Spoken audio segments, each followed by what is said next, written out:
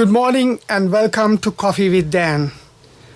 Today, the 2nd of January, the first working day of the year 2018, let me first of all wish all our listeners a very happy new year. This morning, I have with me a very special guest again. Actually, he's part and parcel of the Radio Ceylon. Radio Ceylon that have a very long history. And it's the first Asian broadcaster. It was heard in the entire Asia and even in the United States. So with me I have this morning Mr. Siddi Farook, who is the present chairman of SLBC, or what we call Sri Lanka Broadcasting Corporation. Welcome to Coffee with Dan this morning, Mr. Farook. Thank you. Good morning, Dan, and good morning to all our listeners. Let me first of all wish all of them a happy and a prosperous 2018. Yes, I thought of talking about the role of the national broadcaster today on the first day of the year when I start this Coffee with Dan program. So before I get into more details on the topic, let me ask about yourself. Well, let me just introduce myself. Born in Colombo and been educated at Royal College and completed my advanced level. There onwards, I took a step away from Sri Lanka to Hong Kong and then did my higher studies with my family business there. While I was there, I did some studies on international trade while looking after the interest of the business. So that has taken me up here. I moved back to Sri Lanka in 1997. There onwards, I've been in business in various fields, and finally I'm here in this great institution. Well, you started your career in the business, you said, and I know that it was in the telecommunication and especially in the mobile sector. But when you started your career, I know that the Sri Lanka's mobile and telecommunication sector was really at its childhood. So how did you see that trade and how did you get along with this particular business? Well, I would say Sri Lanka was one of the earliest in the region for being in the getting into telecommunication mobile sector, starting with e-tax, thereafter on the AMP system. But when we got into the industry, it was just a transition from, or rather the beginning of GSM in Sri Lanka. I think that's where when Dialog introduced the GSM handsets. So, okay, we had the opportunity of sharing both, starting with e-tax AMPs and also with the new technology, which was, of course, like you correctly said, it was the early stages. That's where I think Sri Lanka took a lead among within the region. So, I mean, we've been there. So, I think I would say we were in the right time. I mean, like we were in the right timing for transformation on the technology. Though you say it's the right time, it was very difficult to introduce this new technology to the people. That was a real challenge. So people were not used to mobile technology and mobile devices. So how did you crash that market? Well, if you remember, the early stages were with we call it the brick. It was about a foot long, and then it was again a sign of prestige carrying it around. But then with the GSM handsets being introduced, it was becoming more tech savvy, I would say, with more features like SMS and things similar to those things. So early stages were quite tough because GSM coverage was in a particular area. I mean, I would say only in the city and the suburbs. But of course, with the great expansions, spreading wings around the country, people were quite, I think, comfortable with it. But of course, there was a transition period. I think maybe a first couple of years was the, I would say, yeah, let's say that, because I mean, of course, with time, people get more familiar and then they have confidence on the new technologies. even then, the mobile service providers were quite less in the country. Maybe one or two rather operated the services. So how did you manage to get along with the service providers at that very beginning and make it a lucrative business? If I remember correctly, it was, of course, Celtel came in the late 80s, and then it was Calllink, then it was Mobitel. So all these three players came into the market within about, I would say, 3 to 4 years. So each player had their strongholds. Like one came with e-tax, the other one came with AMS. So they had about 3 players at the beginning, but of course with the GSM technology being introduced by Dialog, I think that's where it all opened up the industry. Yes, then your family business moved into a different sector thereafter. Yes, of course, by mid or late 90s, the industry became very competitive with the Chinese handsets coming into the market. Of course, the volumes were growing, but then again, what we thought, because every business has a time. You get in at the right time, and then you have to make your decisions at the right time.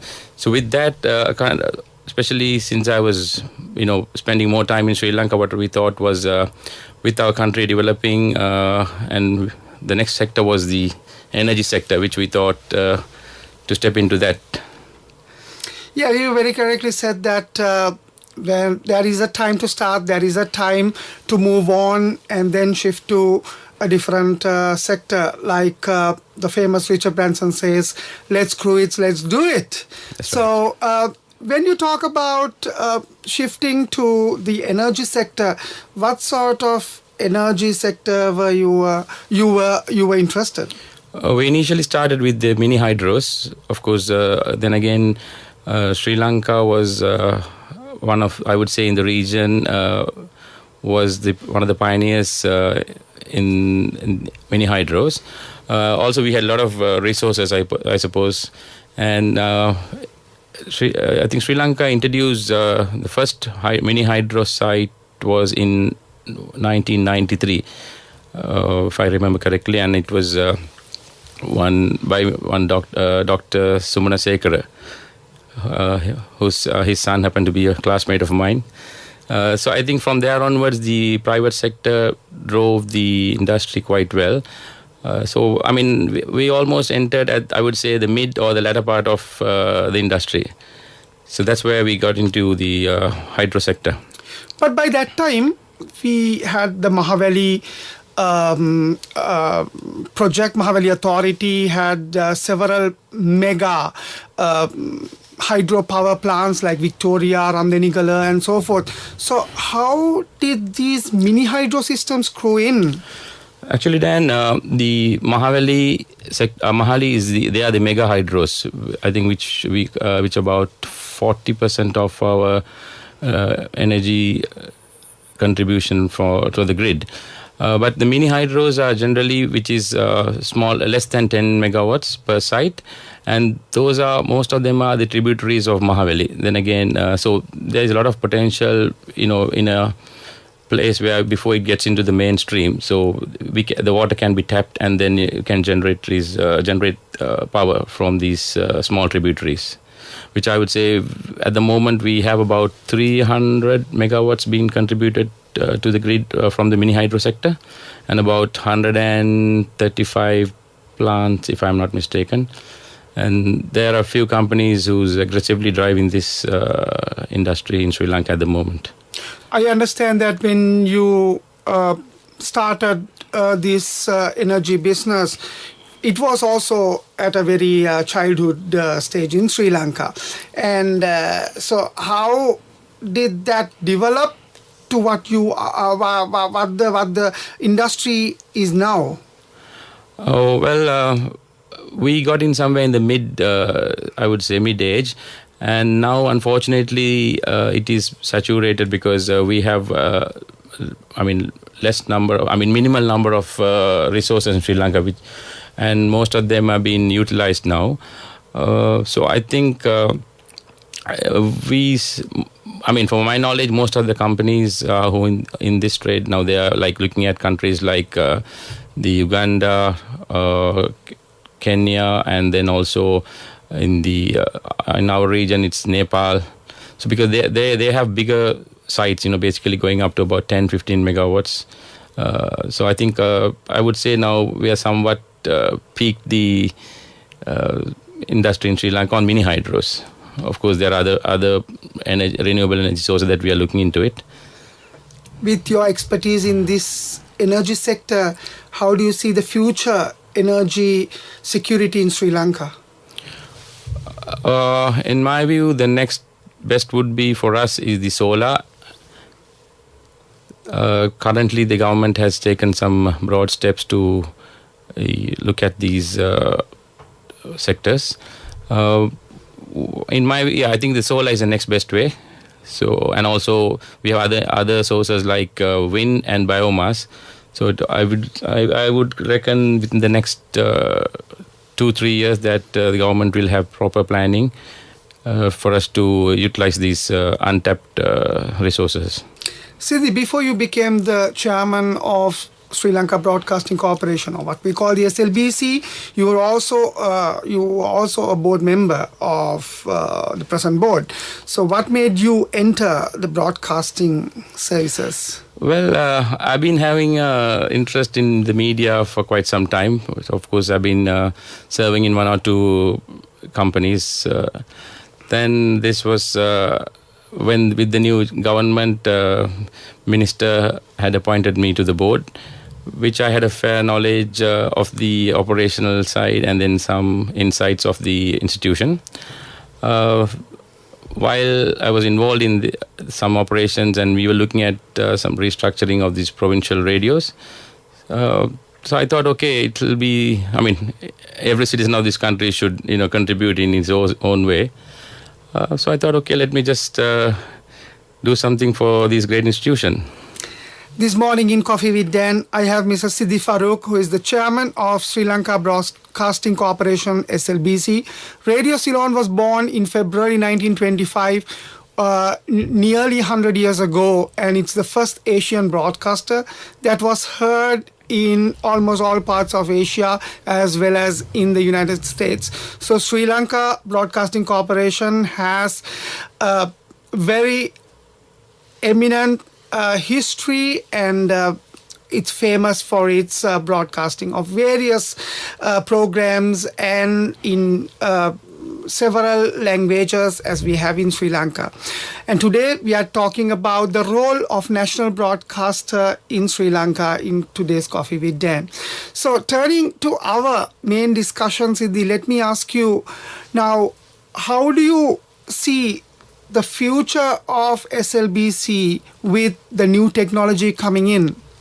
Yes, Dan, I think we are at a crucial stage now because it's being one of the oldest institutions in Sri Lanka. We have, I think, very well valued resources such as the archives of our contents, what have been, developed and then, broadcasted over a period of time. And also not forgetting the expertise of our own country, like veterans, senior engineers, artists, and so on. So I think it's a time for us to, go with the technology, things like RDS and ADB, DAB, and to go out to the world with the new technology. I think we are looking at some, within the next few months, I would say, like we're looking at introducing some things over here. We just got I would say, a great support from the government of Korea recently to digitalize our archives. So I think that project will kick off very soon. With that, it will be easy for us to, even air those or broadcast those valued contents. So coming back to the technology, I think it all also depends on the government's way forward with the digitalization project. I hope that we can take this to the next level and give our listeners the best quality and then of content what we have. Radio Ceylon as it started in that name, but later transformed into Ceylon Radio Corporation and then to SLBC or Sri Lanka Broadcasting Corporation, has this long history, and it's also known as the alma mater of many leading broadcasters, singers, lyrics, and various professionals that were produced by Sri Lanka, ranging from Vijay Korea or Karnaratna Besekara or the singers like Jyotipala, whoever. So how do you see the human resource at Radio Ceylon? Well, after being here for the last couple of months, I've met, like you correctly said, they always mention these corridors were filled with people like Dr. Amaradeva, even like I think Milton Malavarachi, all the great artists of Sri Lanka has been, basically they've been coming up or grooming through this place.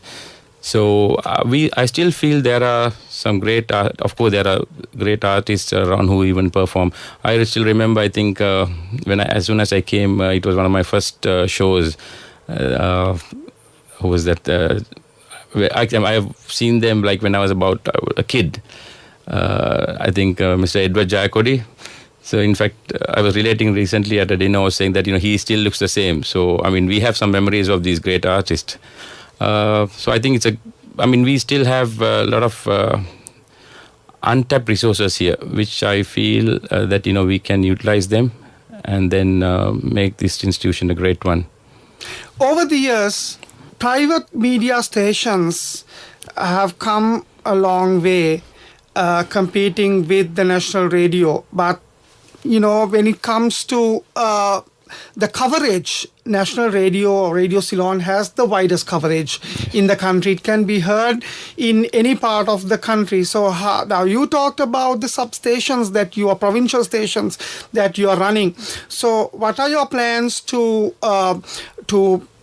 be with this momentum and also to improve the quality of service, the quality of the products of Radio Ceylon, and to improve the different stations and different language-based programs and so forth? And to be very honest, now we are a state institution, right? So when you compare with the private sector, that we can't be only looking at profits because we have a much more responsibility to carry on. So correctly saying that we have provincial radios, which we are looking at restructuring the thing because these were been there for quite some time, and the ideal model of these provincial radios was not the same thing what we are doing here. So we're looking at probably localizing them. There is the committee being appointed by the board, and that I'm also involved in that committee. So very soon we'll probably giving a report to the Honourable Minister, and then we'll see what we can do for the the provincial listeners. Coming back to with the private media, so of course, in any country the private sector is more efficient because that's the way it goes, right? So it goes. What we feel here is, we have resources, we have untapped resources, we have underutilized resources. So what we are trying to do in the next couple of months is really to put them at work and then get the best out of these people and then, drive it forward as a state institution. As you very correctly mentioned, that the role of the national broadcaster is not to compete with the private sector, but of course to be very responsible on the as a part of the state media. So nowadays people seem to be turning back to the national radios and broadcasting services because in Sri Lanka there was some time the public view was that the state media was always biased toward the state, but Sri Lanka Broadcasting Corporation in particular has come out of that than what we saw in the recent past. So with that, what are the plans that you have in mind to cope up with the national radio being truly a national citizen of this country? Like you correctly said, Dan, now we have a responsibility to deliver these messages to the public of this country. Of course, things have not been great in the last couple of, or I would say in the last regimes. They have been really biased. After the past chairman, Mr. Sudarshan Gunadhan, took over, and including our board, with the directions of the minister, we thought we should be much more balanced. While doing the service and taking the government message, let us be more balanced. So that answers your question that, we will be always a balanced institution. Coming back, the other question what you asked me was, how do we take this forward? We have a much more responsible to offer to all communities of this country, because we are a multi-ethnic country.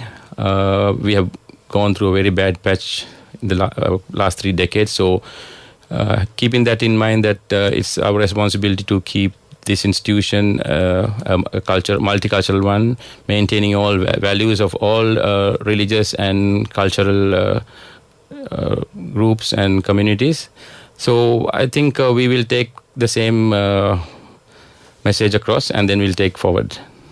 As I mentioned to you at the beginning, today is the first working day of the year 2018. So let me ask you finally, as the chairman of Sri Lanka Broadcasting Corporation, what is your message towards your listeners, and what is the message internally to your own employees?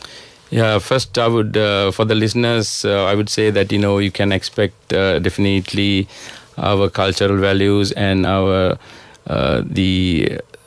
like Dan said, we call it the Mahagedara of Sri Lanka, Duam Vidriya Mahagedara. So we'll have that aesthetic values kept, and then we will message to the employees, of course, let's take 2018 as a new page of this great institute, and let's work together, and let's build this institution to the next level with the new technology, and where we are heading. I think we are heading for a great future, because we have a lot of potential in this country for the next couple of years, and it has been identified as a boom town of Asia. We can see lots of development is taking place in the city and also in the suburbs. So that will help us to take this country to the next level.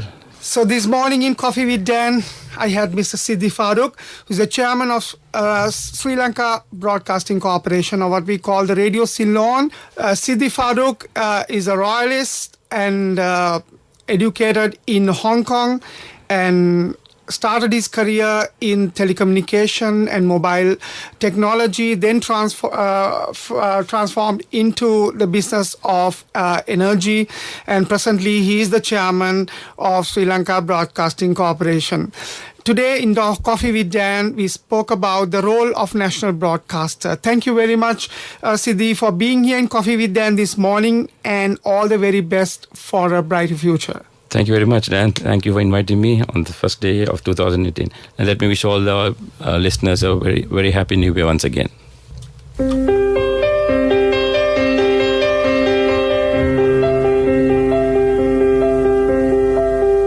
Coffee with Dan.